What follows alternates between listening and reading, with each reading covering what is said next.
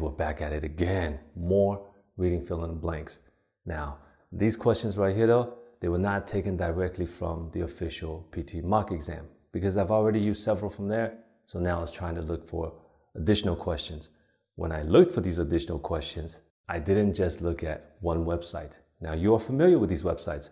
So I went to multiple websites to make sure that I can find the same paragraphs with the same options. They're not different. The different websites all have the same options. That helps us ensure that it's more likely a real question instead of a question that somebody made up. Now, it could be very well that these websites just copied each other. Maybe, but who cares? Either way, they're the same paragraphs with the same blanks, same options. So we're going to use this to learn a new rule. Yes, more rules. But before we get into that, in case you didn't know, my name is Sonny, and this is Sonny English. If you haven't subscribed yet, please do, because I provide real tips and tricks on how to get your PTE score. Now, normally, I play an intro clip, an intro video, but I'm not going to do that today. I'm going to play something else for you. So y'all ready? Take a look at this.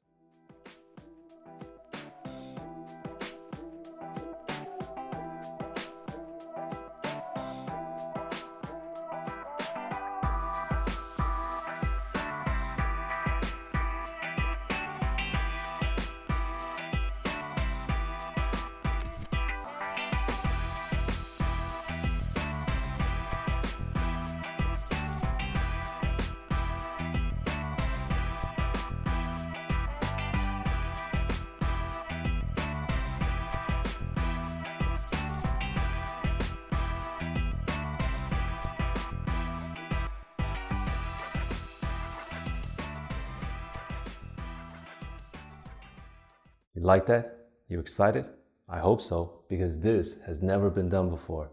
Well-known, well-established PTE trainers putting our minds together, sharing best practices, answering your questions to help you better understand and prepare for the PTE. Come on now. We want to be on the creative side. We create, we innovate, we do things that's never been done before. We leave the copying to the copycats. So if you want to know how to attend the live, just follow me on Instagram. I'll announce it on there. All right, so in the meantime, let's get back into this. All right, so the rule we want to talk about today is related to nouns. Now, there are two types of nouns. I'm not talking about pronouns. I'm not talking about proper nouns. I'm just talking about common nouns. And with common nouns, we have countable and we have non-countable. Okay? With a non-countable noun, what are you going to do? There's no S, there's no article. So you can't do anything with that. There's no rule there. With a countable noun, it's either singular or it's plural. And that's going to be able to help you.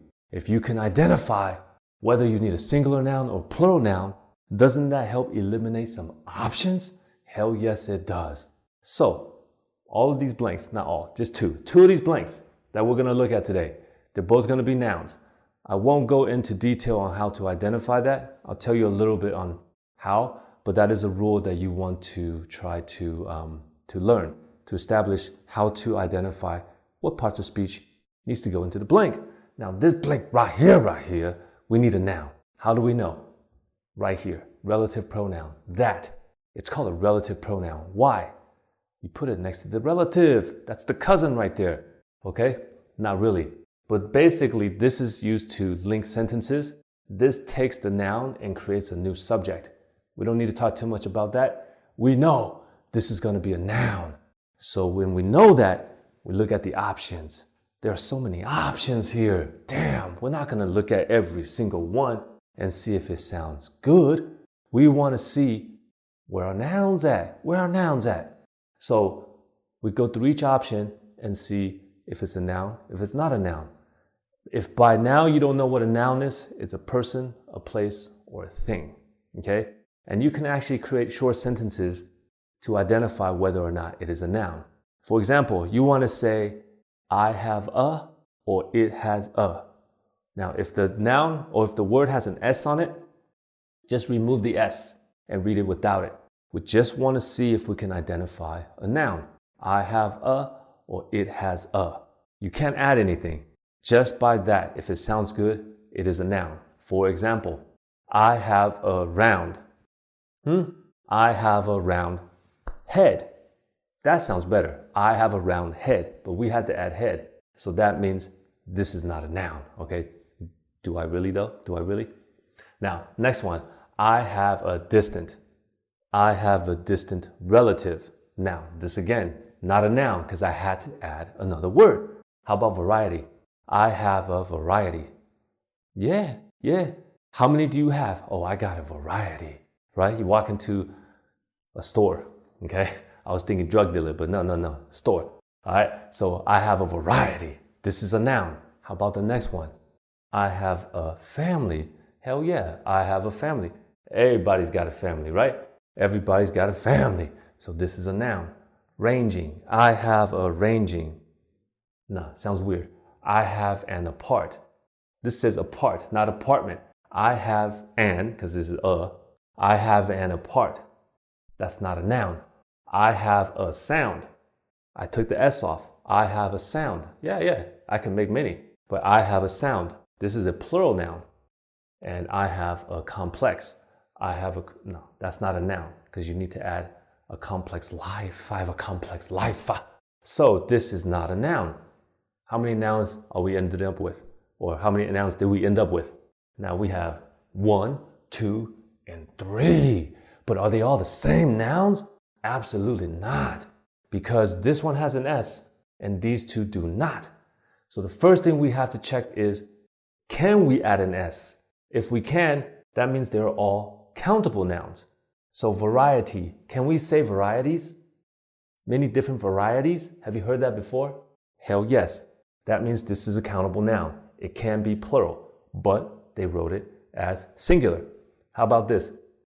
Families. Of course, everybody's got one, and they're all different families. This is also a countable noun. So we have a singular noun, and then a plural noun. What do we need? Singular or plural? In order to identify that, because all of these nouns are countable, so that means it's either going to be a singular noun or a plural noun, right? Now, it's a very basic rule. Once you learn it, please remember it. In order to write a singular noun, just remember, in order to write a singular noun, you have to tell the reader or the listener that it is one.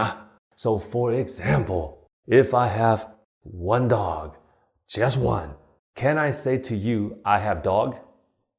Yes, I have dog. No, you can say that, people will understand you, but it is not correct. If you want the person to know you have one, just one, uno, you have to say, I have a dog. That is a rule for countable nouns. So we know that we have 3 nouns to go in here, and all the nouns are countable. Do you see an article here? Yes or no? Do you see a variety, a family? Hell no. So what does that tell you? You only got one option, plural noun, because this has to be plural. So you only got one option. Did that make sense? I hope so. I'm just explaining it fast, but that's just a common rule to understand. Next one, wrong side. Next one, right here. When you got a blank between 2 prepositions, like this, it's most likely going to be a noun. High chance. After preposition, before preposition, I can't even think of something else. It's going to be a noun. So let's look at our options. There are so many damn options here.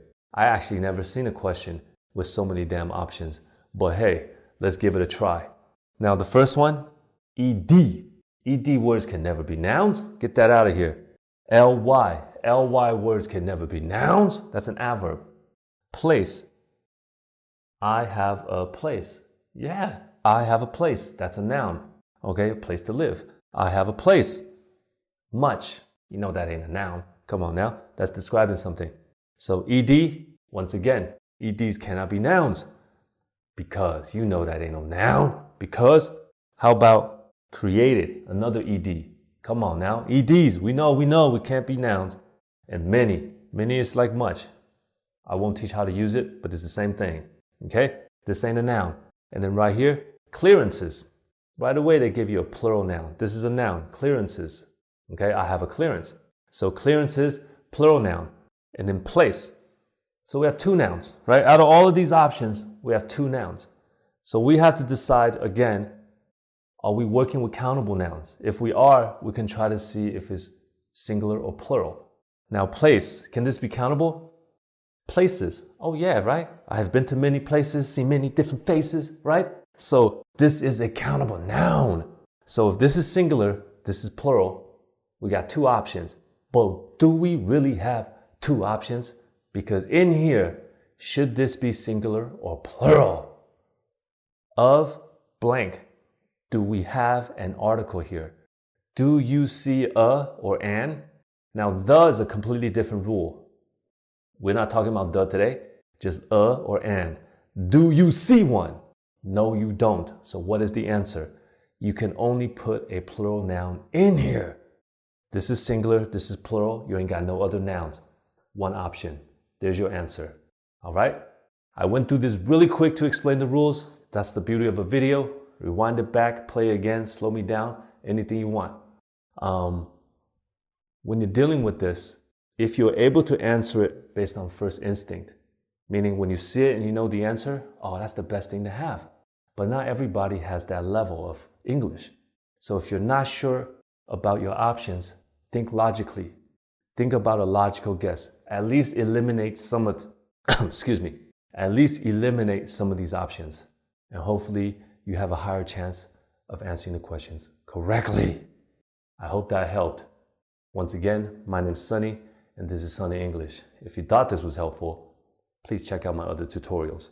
And again, if you haven't subscribed, please do, because I provide real tips and tricks on how to get your PTE score. I'll see you guys on the next one. Peace.